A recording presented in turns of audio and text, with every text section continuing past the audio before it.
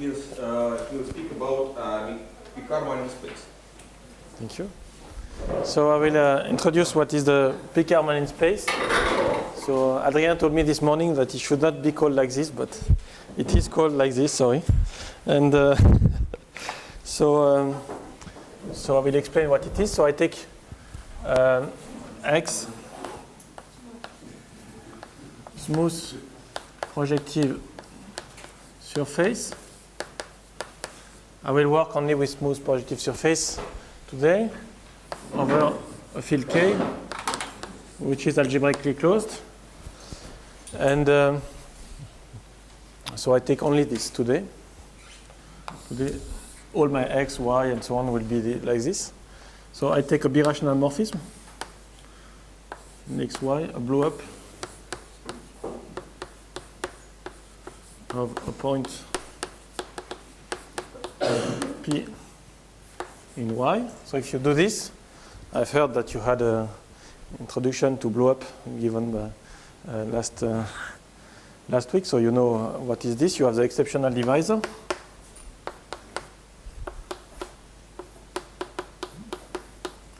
And what you can check is that the Picard group of X. So first,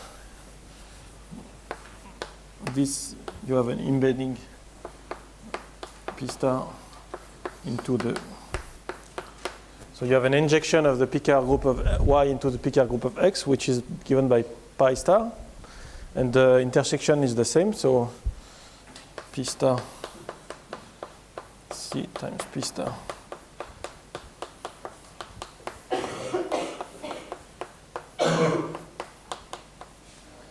pic of Y, and okay, that's what we do. We can do the same with N Néron-Severi. So in fact, what I will introduce is more the Néron-Severi Manning space. In fact, I will do the same with the Néron-Severi, like this. If you take rational surfaces, everything is the same. And what I will explain after is that the most interesting case is when it's rational, but in general, you can do it with a Néron-Severi group. So the intersection form stays, and what you can then see that here, what is the Néron-Severi of X? It is just Z times the exceptional divisor, the pi star. And the same for the Picard if you want.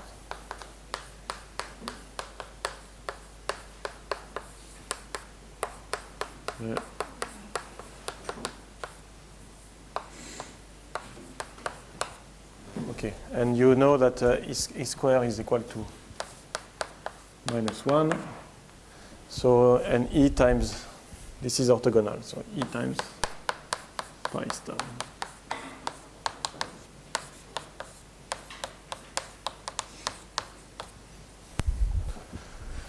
Okay, so this is the blow up. Maybe you already seen this last week. Now we can do more blow ups. So what is interesting is here that you have the injection. We just didn't define the Néron-Severi group last week, but it's the Picard group quotient by the kernel of intersection form. Exactly. Very good. So yes, but if you don't know what is this one, you can think about this one. The important thing is that if X is not rational, this could be large, and this could be too large, so you just take this one, which is a Z module. What is interesting is to take this as a Z module. But if it's rational, it's the same, so it's not very... for what I will do after, the interesting case is when it's rational. Okay, so yeah, this is a quotient of this one. And this is a Z module. Finitely generated. And this one is finitely generated, for example, when X is rational because it's the same, but in general not. Okay, so that's why I prefer the first one normally. And now what you do, you have basically when you have done the blow up, you have added something. So this is the Néveron array that you get is something a bit bigger. And then you can blow up a second time, third time, and so on. And what you get is that you add just finitely many exceptional divisor, and then you continue. And so, for example, you take y0, y1, y2, and then you have the Néron-Severi of yn, which is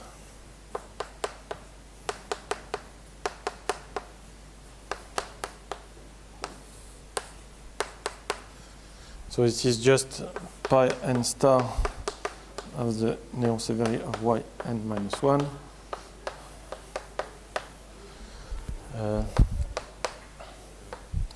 And En, what is En is the last one. En is contracted on a point. And then you can also see it as a pi star of ns y0 sum.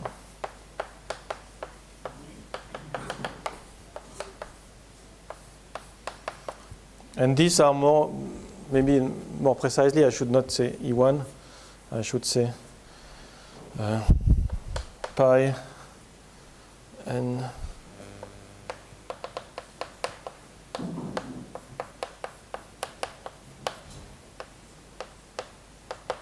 this one.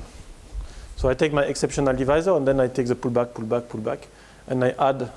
So I take this, I repeated this finitely many times, and I get just these kind of things. And what is important is that this is an orthogonal basis of this part. It's just this square is -1, the next one -1, intersection is 0, and here you have the intersection which is like before. So what you add is only the signature of the form is just you add a -1 each time.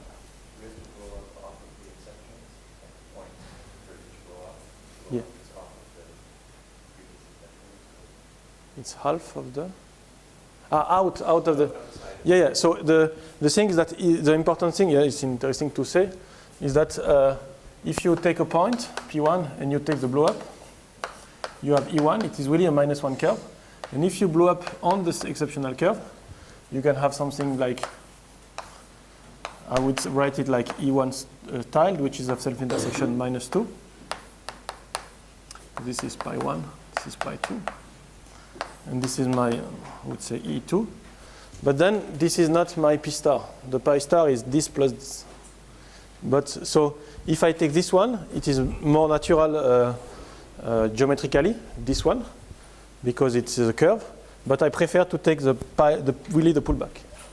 And with the pullback, what I get is that they are really orthogonal. All are self-intersection -1. So it's this here the pi1 star of A1 is A1 tiled plus E2, and this has self-intersection -1. So what I take when I take this, I take just the class. So, but geometrically, if you want really to do blow-ups and I don't know, you blow up finitely many points and you contract and you want to see which curve you contract, it's more natural to take the strict transform. But for what I will do after, it's more natural to take the pullback. Because I want to have an intersection form which is the same as downstairs. And because also I would blow up afterwards infinitely many, so if I do strict transform, it doesn't mean anything afterwards. Other questions for this construction? I just blow up, and I do this. Okay, now the important thing is that if I, as we have seen yesterday, every birational map is the sequence of blow-ups followed by contractions. So it's natural to do all kind of blow-ups. So I take my y downstairs. And if you do a sequence of blow-ups here, so all my arrows are blow-ups.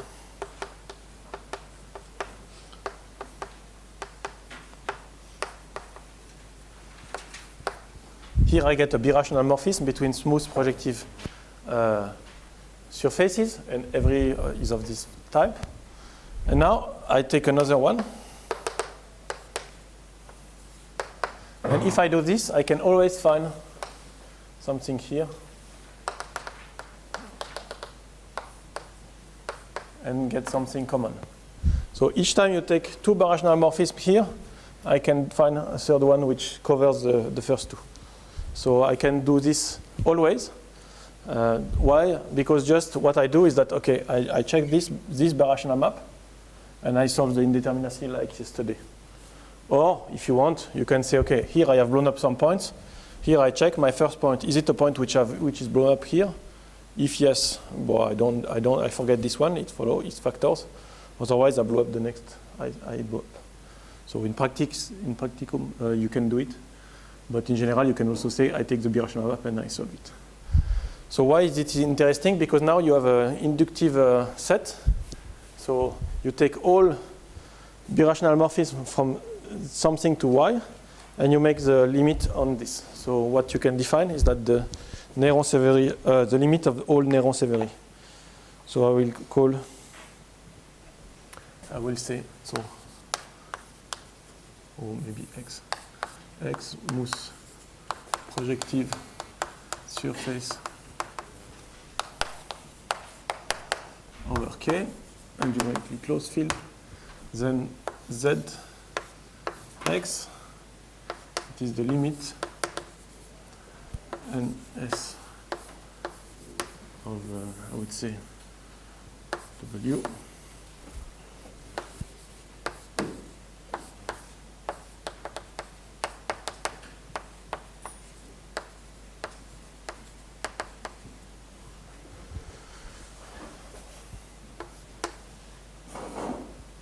This way, le arrow. Okay, I don't remember if it's this way or this way. I do the inductive limit.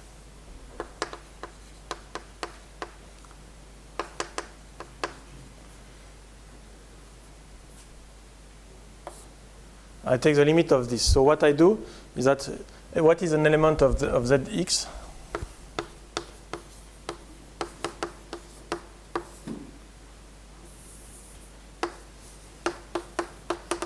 Is an element C in NSW, where W is birational morphism. This is this, but up to equivalence. And C in S and NSY, C1, C2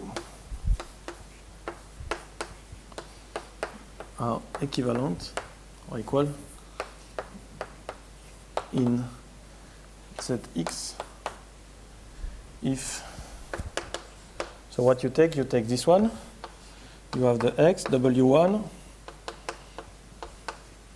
you take the thing like this, I will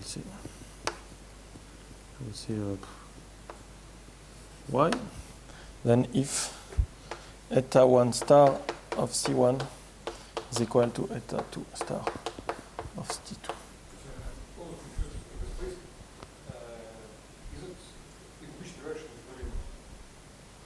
Maybe it's the other direction, I don't know. I don't remember how the notation. I take inductive limit, not projective limit. This is correct or this is false?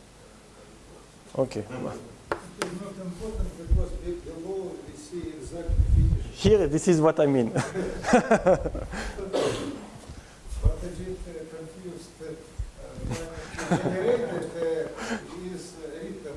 This way it's really wrong. That's the low limit.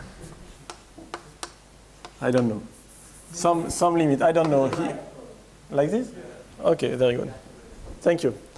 So it's the smallest one. So the one, every element is really an element in this one. If I take the other one, the projective, it will be a sequence, which is more complicated. Here it's the easiest one.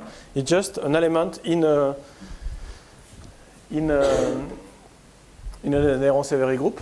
And so what you get is that you have an element in one blow-up, and you identify two. If you say, okay, this one is here, this one is here, I want to know if these two are the same.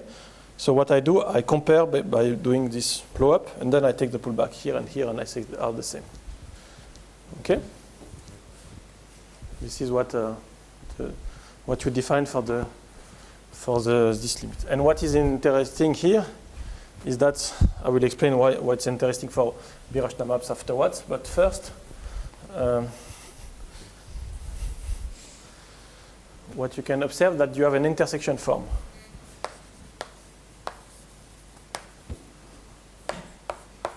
An intersection.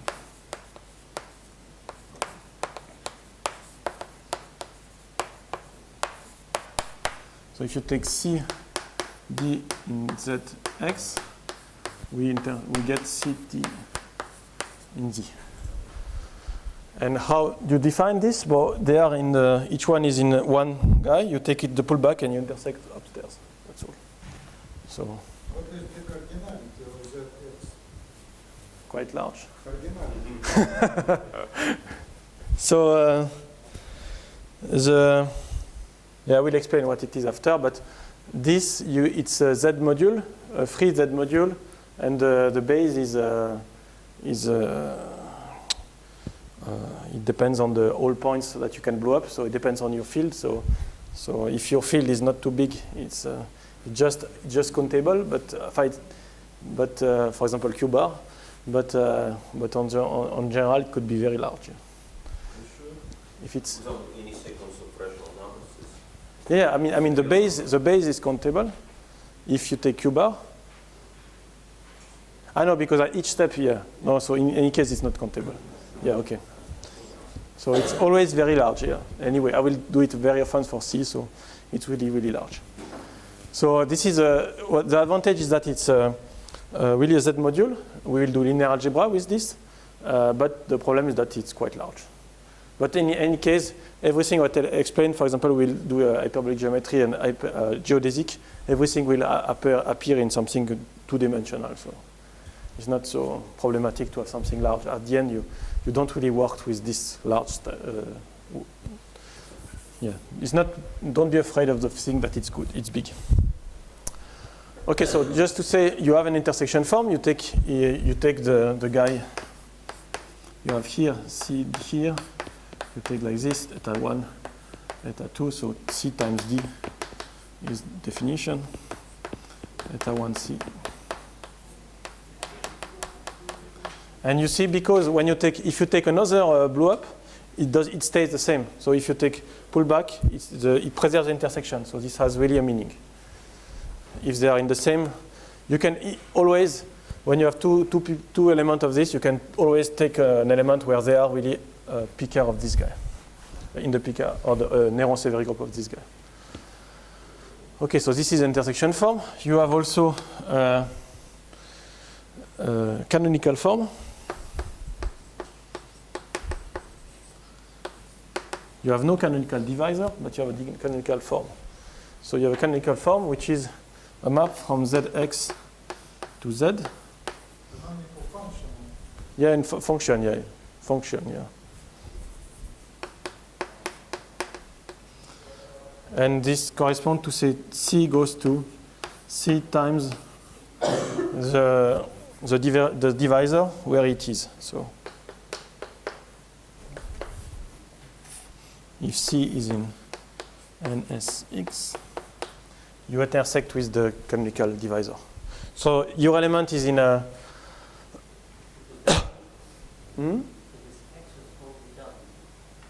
W, exactly. W. Very good, thank you.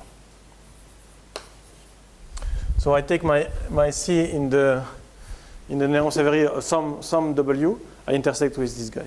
And because if I take a pullback, because of the formula that I have pi star of C times pi star of K omega, this is C KW, and this is also equal to pi star So if you take W and W prime times K W prime. Because by adjunction formula, K of W prime is equal to this plus something which is exceptional, so which intersect this 0. So the intersection is the same. So with this, you can see this is really well defined. So this is well defined, you have an intersection form. But you have no canonical divisor, so you have no canonical element here. You have an element in the projective limit because it's a sequence of elements. But anyway, I can still intersect and ask that it is the intersection. I will call it omega. Okay, so this is my construction. Well, it's not mine. It's made by. So Adrien said that it was from Hironaka or before. So, but people say that it's from Manin. So I call it Picard. People call it Picard-Manin because it's limit of Picard space. In fact, more Néron-Sebery space, and it was introduced by Manin. So we call it Picard-Manin now. Okay, it's not exactly the Picard-Manin space. We have to study something inside. Okay, just before introducing something inside and doing more general stuff, I will introduce also the bubble space.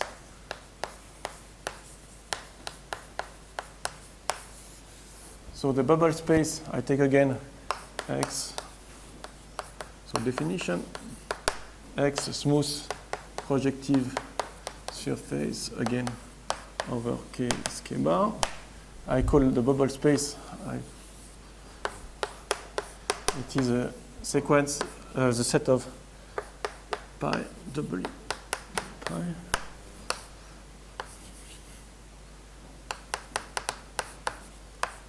sequence blow-ups. So like before, I take a birational morphism from a smooth projective surface. And pi pp is in W. And I take equivalence relation. Again, if I take X pi W, W prime, pi prime, then I say that P is equal to or equivalent to the triple.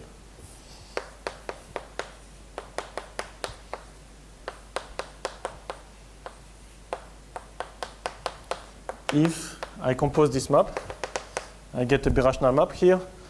Pi prime minus 1 times pi is local isomorphism near P and sense P onto P prime. So you want this to be birational, this birational to be an isomorphism here and here. And so what you can see that usually instead of writing the triple, we write just the point. But you have to remember where it is and how it came from this. So inside you have the all points. It's contained in this because you have the P X identity. And they are all not equivalent because it's really an injection. So you have the points in X plus the points in an exceptional divisor. For example, if you blow up just 1 point in X, I take 1 point in X, I blow up, I take an exceptional divisor here. So all the points which are here but which are not on the exceptional are equivalent to a point of X because the birational up here, it's a local isomorphism. So in fact, with this equivalence relation, I have all the points of X plus here nothing more except the new points which are here. So I have my bubble space, it's all points of X, all points in a blow-up, all points in a blow-up, etc. And you identify the points in a natural way so that, all these points are the same as here.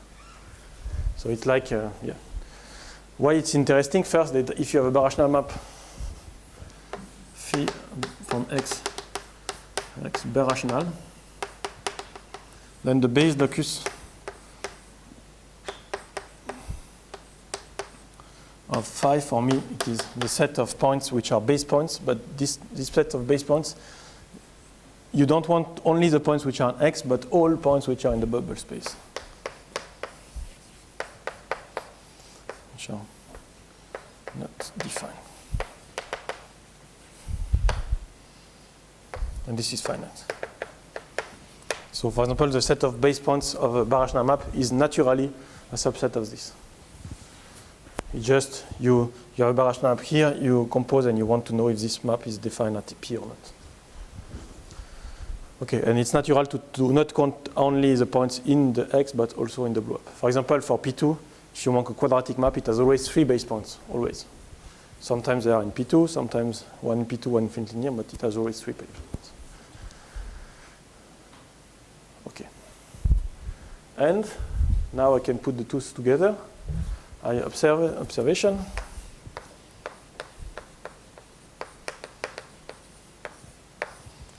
What is Zx? It is the Néron-Severi of X.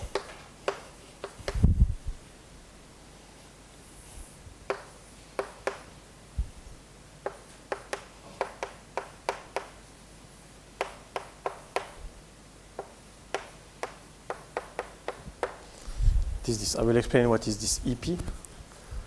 So EP is just, I take a point.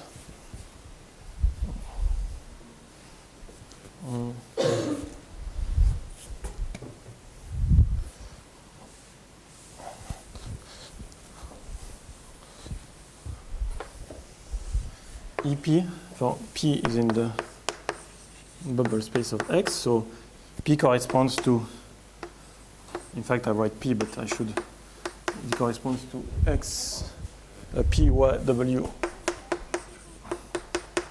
So what you have is that you have W, X, you have the point here, so you blow up the points, and then you have W hat, and then you take the pullback.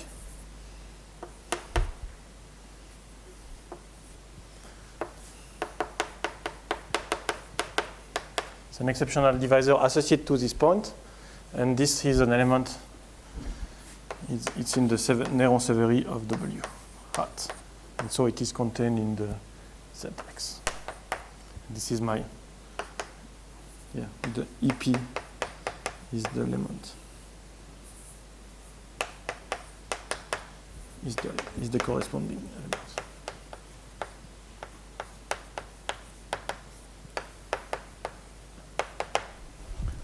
Okay, and so what you get, what is this Néron-Severi? Okay, you take the limit of the Néron-Severi, so you have the Néron-Severi of X, and then you blow up 1 point. Okay, you just have added one exceptional divisor. So it's just n plus the z of the corresponding guy that you have blown up. Then you blow up another second time, third time, and so on, and you make the list of all these guys. So it's quite large, this set. As you said, even if the field is not countable, this is not countable. I'm not sure, but we can see. We can discuss. At least it's big. It's big. Anyway. That's what I. That's what I thought, but I'm not sure. Cuba, I think yes. I think it's sequence. I think it's sequence, but finite sequence. So I don't know. Okay, so anyway, it's quite big, but it's still just an element. If you take an element just of this, it's just a finite sum of something in this plus some exceptional divisor, and with some coefficients. And naturally, you can also see sometimes a curve in a blow-up as something which is like linear combination of something in X plus this EP. For example, the strict transform of a curve corresponds with some negative part here. It appears very often, these things. Okay, so you have this thing, you have the exceptional divisor, you have the bubble space, and now we can see the action of Beer. I will prove that Beer acts on this set.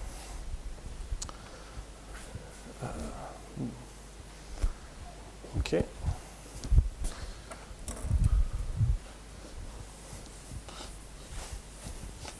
So the aim is to show, I will show.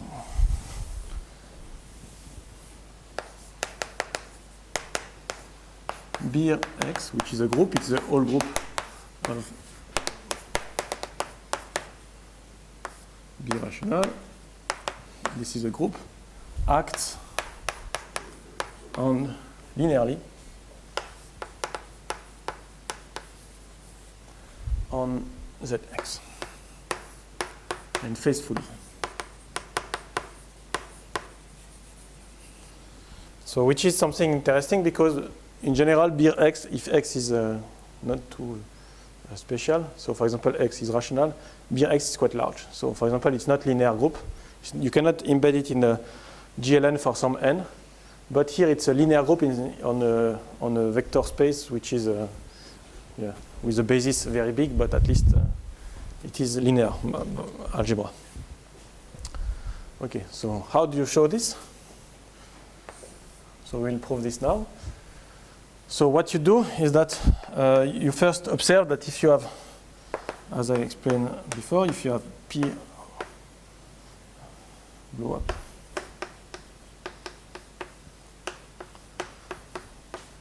pi blow up of a point y. So as we explained before, you have x ns of x is just ns of y pi star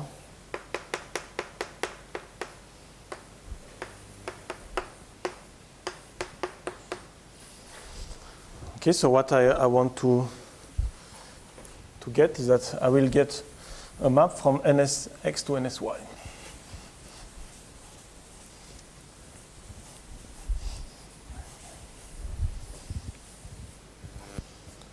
I get a map, I will call it I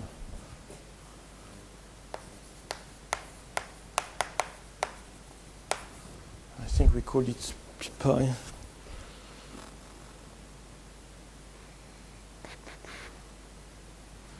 I don't know the name. Ah yes, with bullet. Okay. Pi. I will call it with a bullet from nsx to nsy. Okay, how do you do this? So it's quite natural. If you have a x goes to y. What is an element here? It's just an element in a blow up. So okay, I take it to W. And a blow up of y is also of x is also a blow up of y. So I have an element here and I see it here.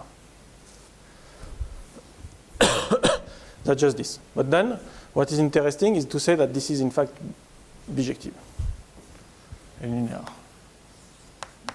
So in isomorphism of. Oh no, sorry, completely false. Yeah, otherwise it's. Yeah.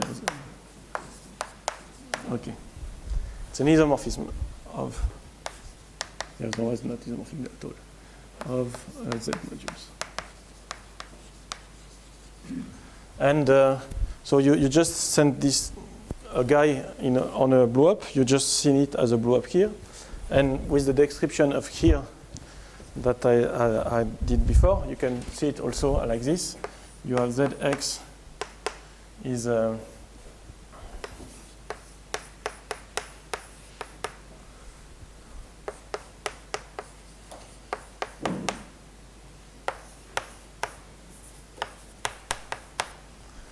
this is this, but then what is ns of x is also just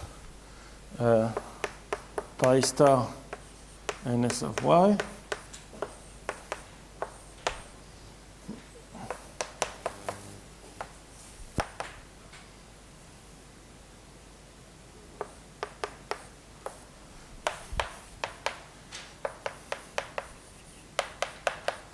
Z.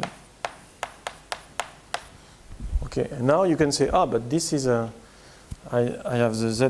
What is z of y? This is ns of y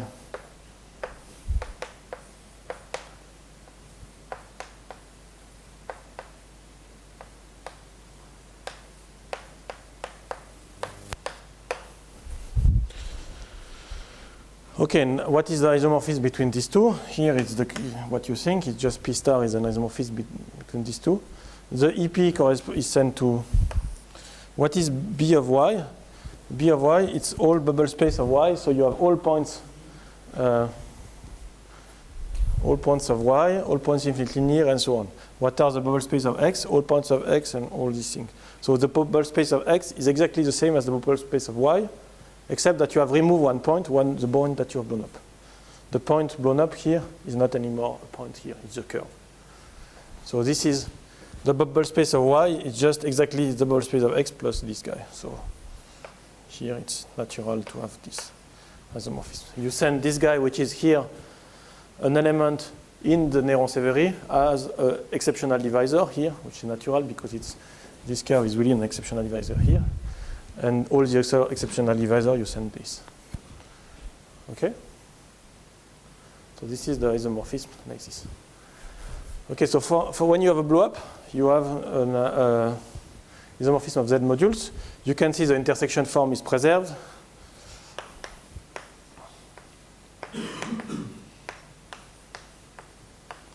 It's preserved, and the canonical form too. The canonical functions. So if you have two guys, the intersection is something, then the image, the intersection is the same. And the intersection with the canonical is the same. Okay, just because it's given by basically by the pi star and everything works well. Okay, and now, what is the action of B x on this set?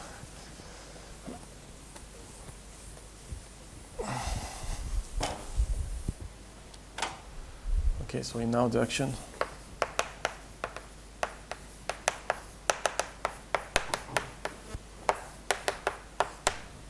So you take X, B rational map. So you take F in Bx. You have the rational map. As I explained yesterday, you have the like this, B rational map. And this is just a sequence of blowups. So you can see it as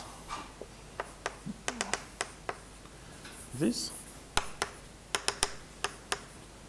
This is pi 1, pi n. This is eta 1.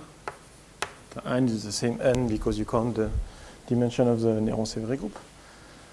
And okay, what is F bullet? It goes from Zx to Zx. You just define it as a F bullet. It's just you do this, the map associated to pi 1 minus 1.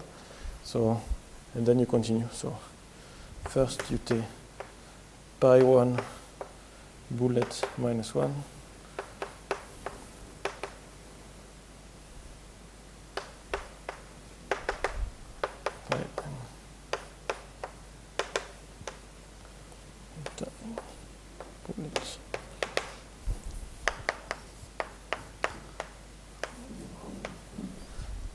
This is what you do. So you just compose the map associated to a blowup. When you know what a blowup does, and it is an isomorphism, then you compose everything is a sequence of blowups and contraction. And because it's an isomorphism, you know how to do with for inverse of in this way also. So you compose like this. And you can check that everything goes well, composition goes well. So it's really group homomorphism. Okay, and what is good is that not only it's a group isomorphism, but it preserves the intersection form.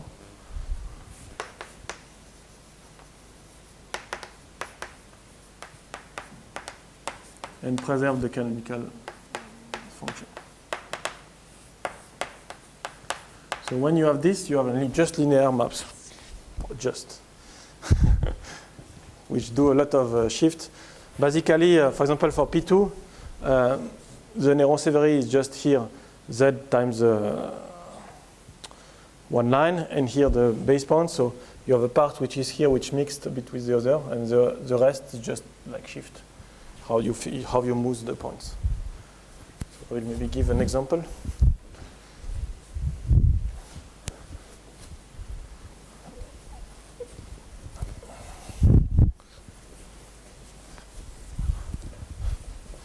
Example, you take sigma in P2.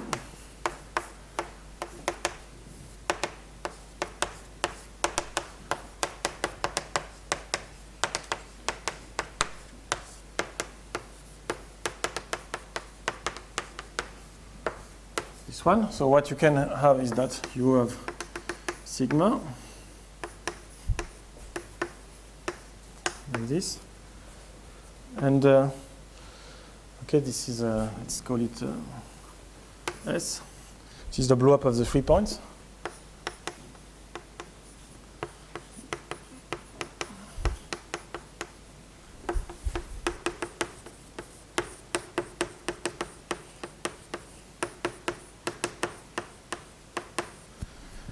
Okay, and then you look at ZP2, which is the Néron-Severi of P2, so it's just Z times E0, it's the class of a line.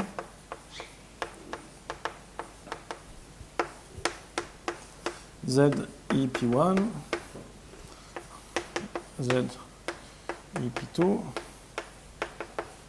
EP3.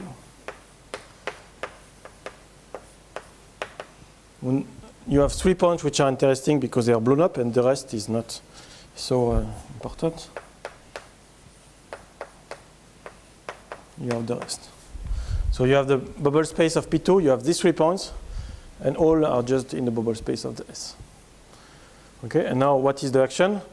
You just want to know what are this guy. So E0, you can check what it is, EP1 and so on. You can check, and if you do the blow up of these 3 points, you get 3 curves, and then you contract 3 lines onto 3 points.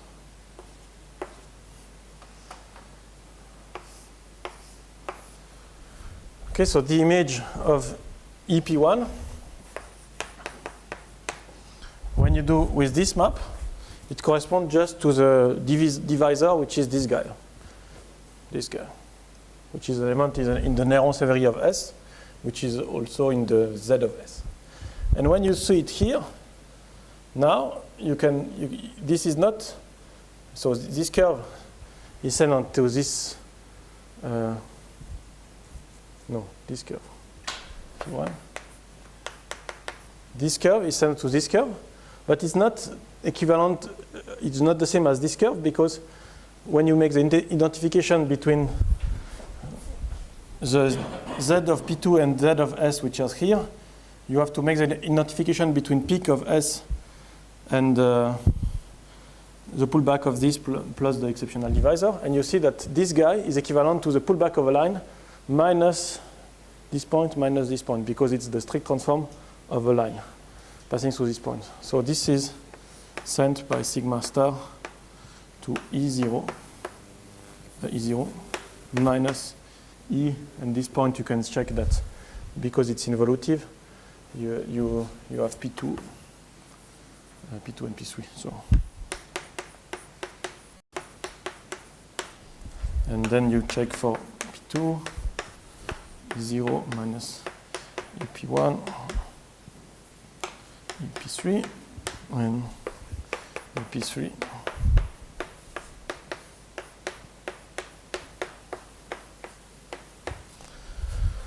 And E0, you don't know a priori what it could be, but then you can check. It is a line here. Here it corresponds to, okay, I have line. Okay, it intersects my 3 yellow once. So it is something like this. Then you contract, you get a conic. So this guy here corresponds, when you do the identification like this, to the pullback of a conic. So it's 2 times E0 minus a strict transform of a conic passing through the 3 points.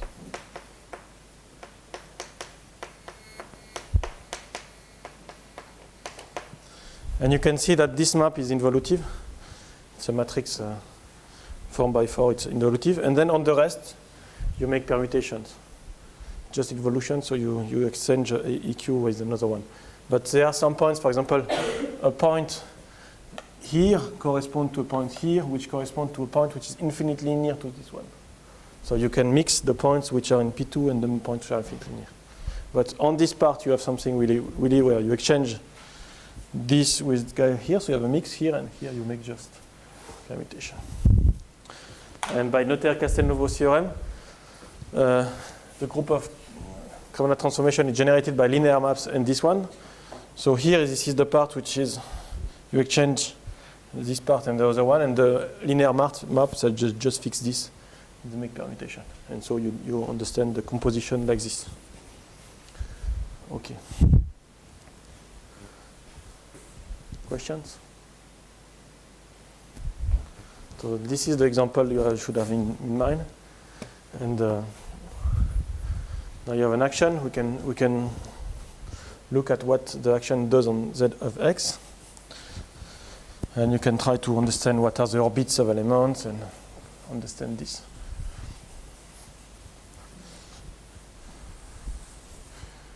So if you study, for example, the orbit of E0, it corresponds to all homoloidal systems of Birashna maps. And so you can still work with this Z of P2 and work with this.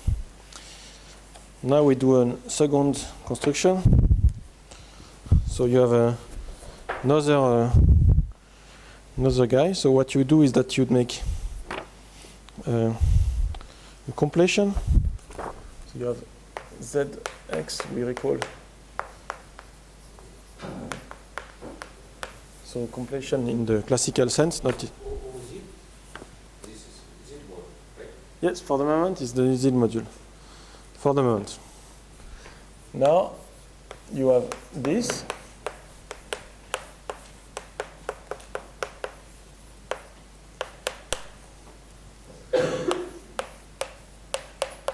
Okay. Now what you will get a second one. So the blackboard is not very good. In the text, I tried to make a calligraphy. Strange Z. Okay, so it's not bad, not good at all. Okay, so this is like you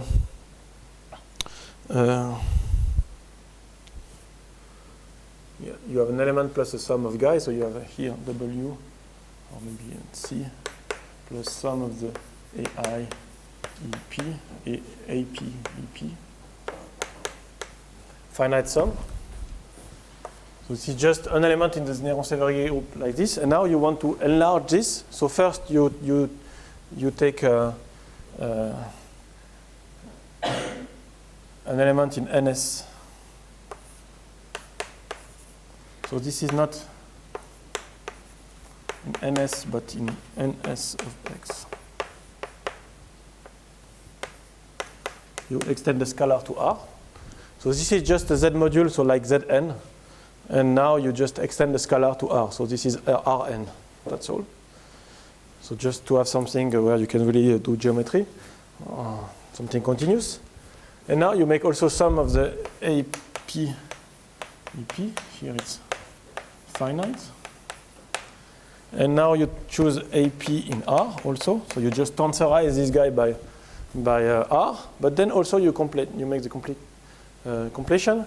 So what you have is that this is not yet you accept infinitely many which are not zero, but you want that the sum of the AP square should converge. So we go a bit to analysis. You have here it's you have a set which is a priori uncountable. A priori it could be, but you want so countably many which are not zero. Otherwise doesn't mean anything. So countably many which are not 0, and then you can make the sum of the square you want it to converge. Okay, so we do this part, and now inside you take the guy so that the elements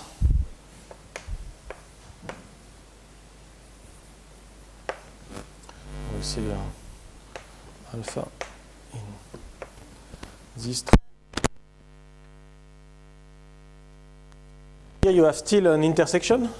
You had the intersection, you tensorize with R, you have an intersection. Just now it's in R and not in Z.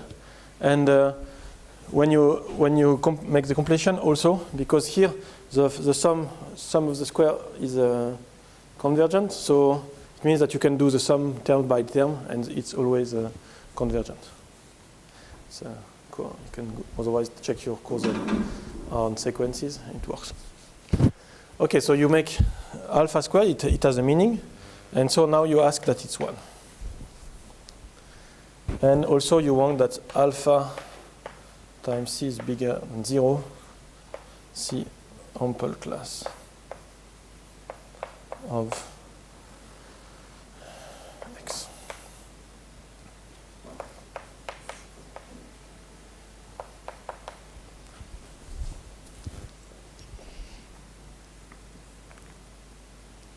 For all. This is this.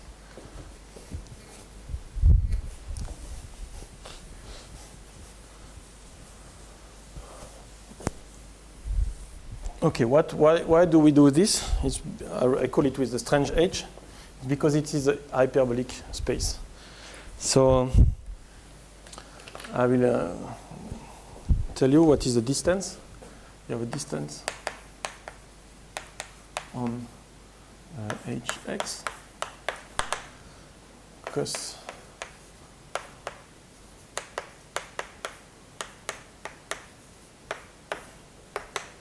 X times Y.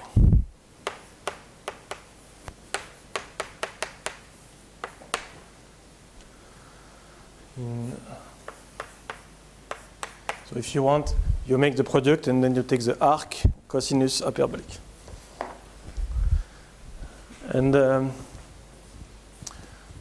yeah, this has a good, it's really in distance.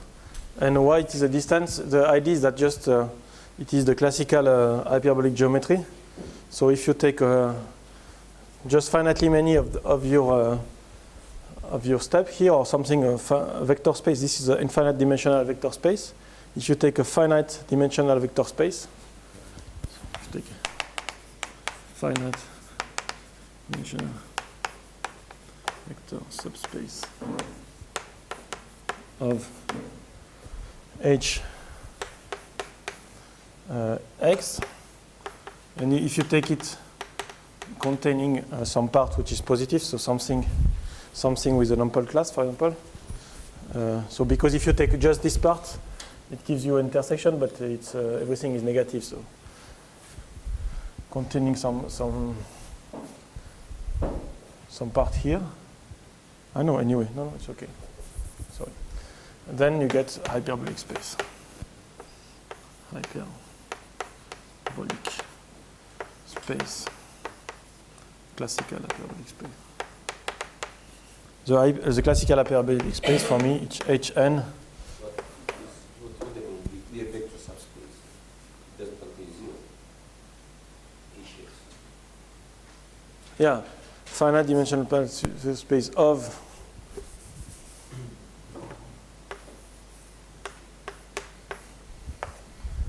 intersection with Hx. You intersect, yeah, thank you. You intersect a finite dimensional vector space of this with this guy, and you get the classical construction of Hn, which you can see as a A1, An, Rn, so maybe n plus 1. So that A1 square minus sum of the AI square is equal to 1. And then you make the distance is exactly this one. Usually people in hyperbolic space, here the signature is 1 minus, so usually they do minus 1 plus plus plus, but And so you have a minus here, but for us we have no minus. Okay, so what is important is that you have an action on this guy, you have an action on this guy, just you extend the scalars, and if the limit is converging, then it's also converging. You preserve the intersection form, you preserve intersection with the canonical, so you get this guy, which is invariant too. And why do we do this? It's just that locally, if you take this construction, this is not good. You should take, the first one is bigger than 0, because what you get is, if you take just without this, you get 2 hyperbola.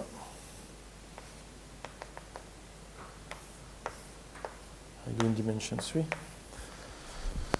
Yeah, when n is 2, so you have 2 hyperbolas, and okay, if you just kill this part and you take the connected part, which is here. You could take negative, it would be also interesting, but you want E0 to be here. So for P2, for example, you take E0, it will be here. And so you take this part and you act, and now you have an action of beer X on ZX, which acts by isometries.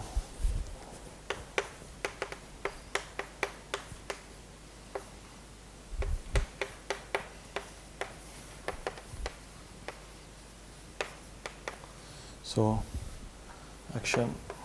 So you have an injection of beer X in the group of isometries of HX.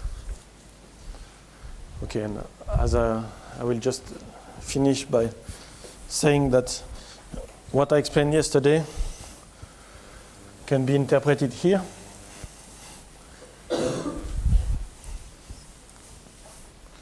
So when you have an action on the hyperbolic space, you have 3 kinds of isometries.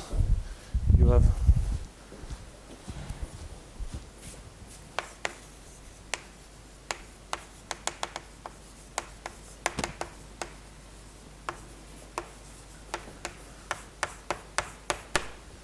so the first one is elliptic,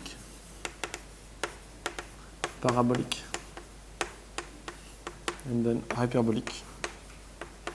Or because sometimes people call loxodromic, just because the hyperbolic map on the hyperbolic space, it's a bit too much hyperbolic. But that's the only reason. Okay, elliptic gives you that you have a fixed point.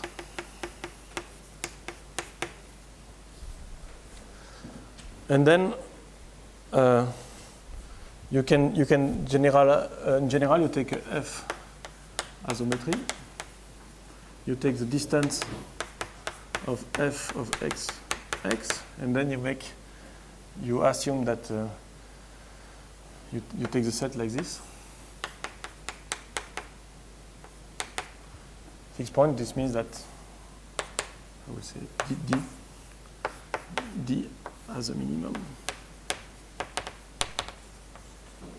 and it is 0. So this is what you mean by fixed points. Here, it is loxodromic is when D has a minimum, and it is bigger than 0. So you have an axe, which is the guy which so that the F of X distance of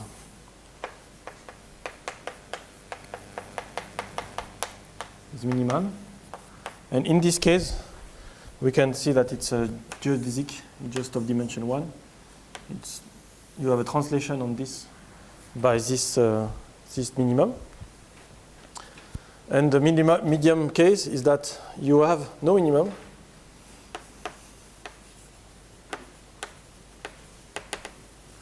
And the infimum of D is 0.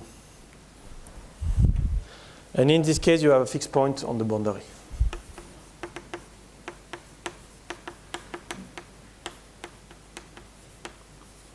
In this case, it could be also having a fixed point on the boundary, but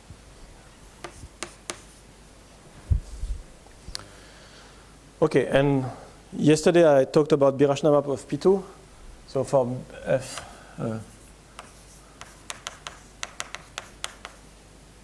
B of P2. Then phi star in isometry of H of P2. Then it's elliptic, parabolic, hyperbolic, and it's if and only if here the degree of phi n is bounded. Here it's grows linear quadratic growth. And here it's exponential growth.